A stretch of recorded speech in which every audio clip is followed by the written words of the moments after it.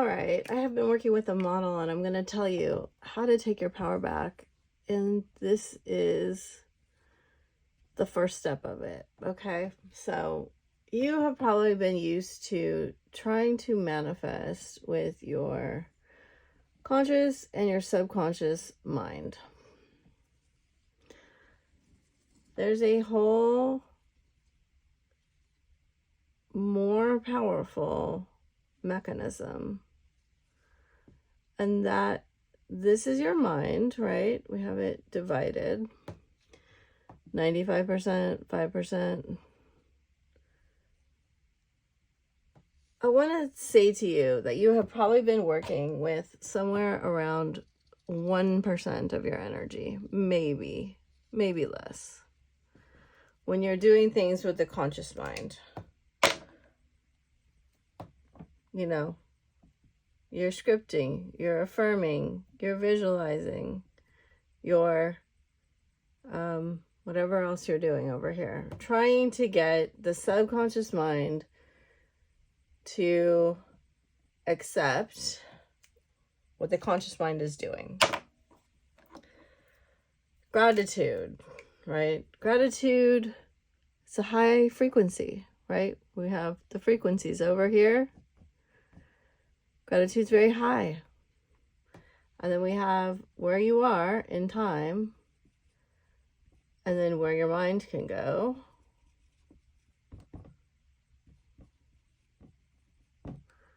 This, in the physical, is where your power is. Okay. Then we have this complex, right? My pens are working well. We have your F word, the feelings.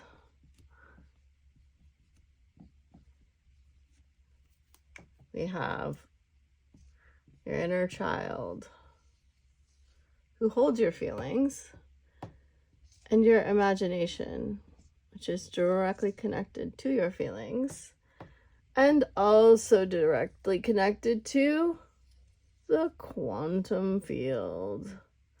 All that is. And these things get progressively denser, okay? So we have what would be considered wands, swords, cups, pentacles, this being like the physical plane. Wave to particle. Now, here is where I start with everything because it's so important, and that is the imagination. For my intents and purposes, and this is the system I made up, okay, we are dealing with like a XY axis sort of situation here where, you know, the emotional scale breaks into two parts: fear and courage.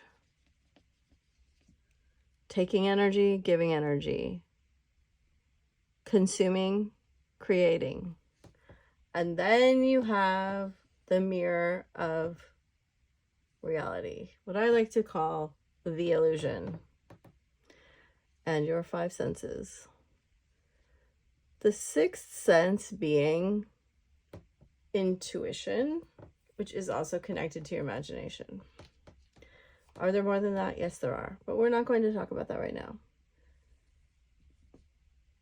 If you are looking at the mirror of reality and you are feeling some way about it and you are thinking some way about it, you are in reaction mode.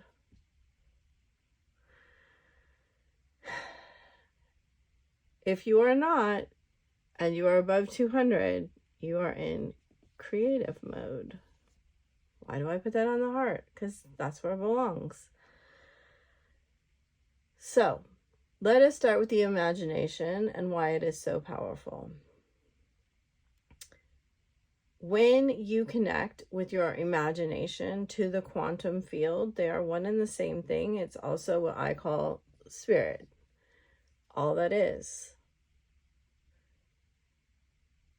you meditate and you leave all of this behind, right? Everything that's in your conscious mind, and disconnect from the mind complex. You go into the quantum field and you can enjoy freedom of your self-concept. You disconnect from the past and the future, which is how we have depression and anxiety. And you're allowed to have your freedom in your heart field. The freedom to feel the way you want to feel. Not the way everybody tells you you should feel or expects you to feel, or you have been made to feel by things that have been done to you out here. You basically get a giant catalog. I wonder if anyone remembers the Spiegel catalog. If you remember the Spiegel catalog, will you put something below? Because that was my favorite. And of the universe. And you get to choose what you want. And the more you can see it, right? I'm putting together things you've already heard in a explanation that you can understand. The more you can see this thing that you want in your imagination and kind of intuitively translate that to what it's going to feel to your senses and intuitively connect feelings, which is the biggest part. Feelings, which involves your inner child. The more you can do those things, the stronger the movie you're making. Why do I say making a movie? Because it's like you are creating, right? This is a high frequency because this comes from a place where you are in creative mode. You're creating basically a movie set of instructions for your subconscious. The subconscious loves these things. It loves pictures and it loves feelings. And it especially loves when they are linked together. It wants to read, it wants to watch that movie. It loves it. It wants to know what state you want to be in. And you're telling it exactly that. You're saying, this is the state I want to be in. The state of doing, being, and having, and feeling what's in my movie. It's like, I don't know, going to an IMAX, your favorite artist has written the soundtrack. It's tailor-made for you. It's perfect. You watch it and you're just like, yes, this is what I want. Exactly. Do you know how few people do that in the world? Most of the time, they are making movies about what they don't want to see have happen. Where would they get such an idea? Oh yeah, it's right here. It's right here. It's reacting in fear to what is being shown to them in the illusion. So they're thinking, right? They're thinking, I had really bad things happen to me and they felt horrible. What if those things happen again? Imagine if everything goes wrong. The mind does this. The mind is very powerful that way. It wants to keep you safe. It doesn't want you to experience things you have told it you don't want. But that's kind of a recipe for them happening again, isn't it? From what we know. So that's what we say the subconscious has loops, because you just keep looping and running and looping and running and looping and running from your fears. Unless you decide you want to make a movie for it, let that movie be your dominant frequency. Feel brave enough to leave the things you don't want behind and stop thinking about them. And say, I'd rather feel this way. I'd rather feel the way this stuff in my movie makes me feel. And then I'm going to watch that movie and feel those feelings often, especially right before bed and right when I wake up. The times I am most present and powerful in the now, before stuff has gotten to me to draw myself back to all of the other things I don't want, all of the things going on, right?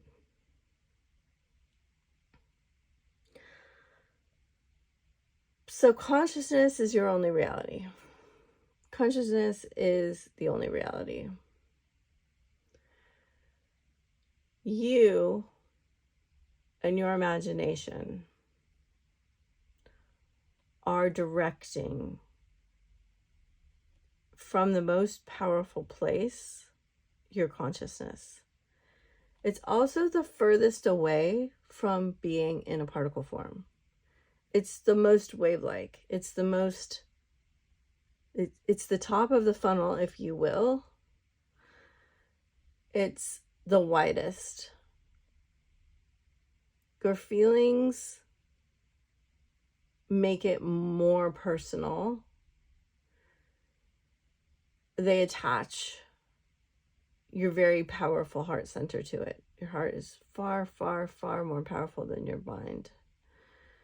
And it controls your brain more than your brain controls your heart.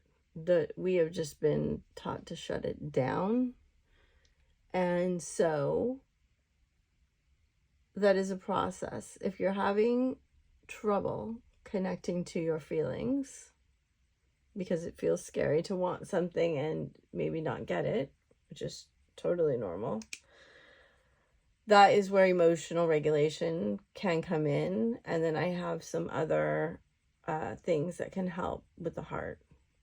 Because I will say, of all of the people that I have experienced, this is the part where it gets the trickiest. It's the most difficult. It doesn't mean it's not possible. It's totally possible. But your heart can be very, very protected. And getting to the feeling part can be challenging because we have just taught to disconnect from our feelings so much. And our inner child controls those. And so there usually is some kind of dealing with the inner child that we need to do in order to get the feelings to open up and to feel safe with them and to feel like they are our ally.